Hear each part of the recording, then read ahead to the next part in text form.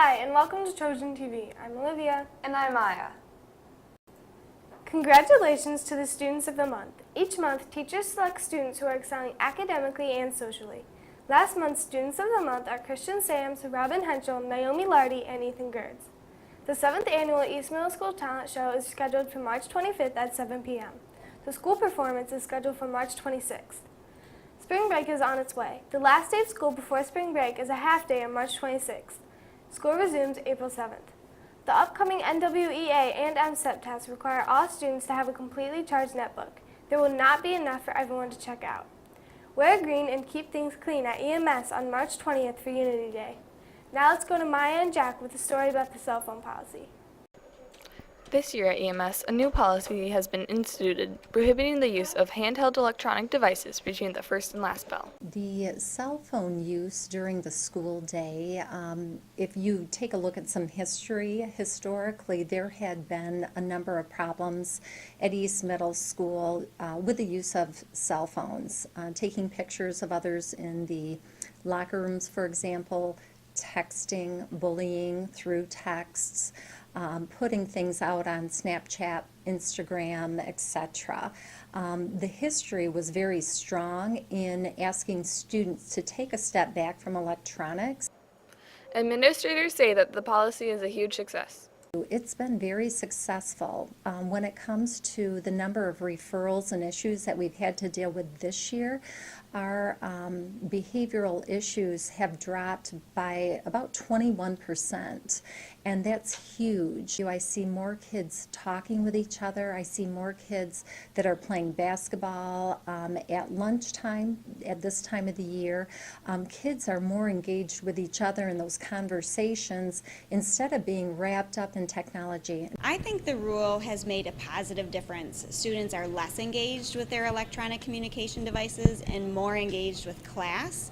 I've also heard from students that there's fewer opportunities for cyberbullying and just basically texting or saying mean things to other peers. Although the policy has been beneficial for the administrators, it has sparked controversy around the school. I don't like it because we used to have fun at lunch, and it would be our break from school and just go and play games at lunch, and it would be really fun. Some students are trying to talk to their parents sometimes, and then the teachers yell at them and they take away their phones when they're trying to ask a question or something. I personally disagree with it. I think it's sort of a restriction, but I think it also has its benefits. As a society, we've become too addicted to our cell phones, and I think we have to slow down a bit. But I mean, they're also pretty cool, so. In hopes of compromise with students, administrators are reevaluating the policy. And so what we need to do now is to evaluate, how much of this structure do we want to keep in place, and where do we go from here? Because I'm very open to working with our school community. This has been Maya Howard and Jack Myers reporting for Trojan TV. 8th graders, April through May, Central High School ambassadors will be visiting East to meet with you in various locations. For more information, talk to your wing office. Just a reminder, students, please don't bring your laptops into the lunchroom or leave them in the lost and found. Put them in your locker. If you're interested in running track, you must sign up by March 30th or the price will increase. The season starts the first day after spring break. You can sign up at www.tcaps.net/leap. The Math Counts team took second place. 2 members will be going to the state finals this weekend at the GM Convention Center in Warren, Michigan. Good luck to Dan Curtis and Ted Rowe.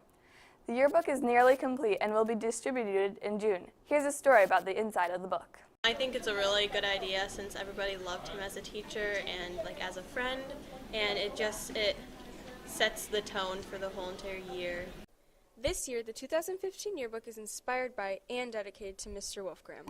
We kind of came up with this sciencey idea, and then it kind of blossomed because we thought, well, geez, a lot of people may not know this, but Mr. Wolfgram really wanted to have the periodic table of elements actually painted outside of his classroom Anyways, the whole thing kind of came together in a way that was like, we really liked the design, we liked how it looked, but also, even more importantly, it gave us that special, unique opportunity with that science theme to dedicate the book to him, because he was so special and because it's significant this year that we are going forward without him, unfortunately.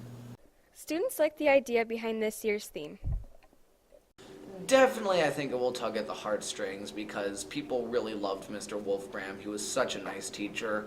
It does show the amount of love and effort put into the dedication of Mr. Wolfgram. You know, I really do like it a lot.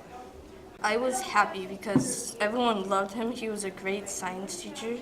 He was fun. But I think it's a really good idea that we dedicated it to him. Mackie and the yearbook staff say the book is really a tribute to everyone following this loss. He was in and out over a course of 3 or 4 years of different struggles, and we lived that with him here. And so I think we decided that the whole book dedication it is about him. It's a tribute to him, but it's actually kind of a tribute to our whole student body and our staff. Because we all lived that with him and experienced this terrible thing, and so we just wanted to make sure that it was commemorated properly. In addition to theme coverage in the yearbook, a tribute page and links to footage from the East Memorial are included. I think it's going to be a more special book, maybe even than our normal books. Kids are always excited to get the yearbook. Number one, I think it's absolutely gorgeous. I think it's a beautiful looking book. But more importantly, I think the whole component this year, because it's such a huge deal, because Mr. Wolfgram was such a huge person.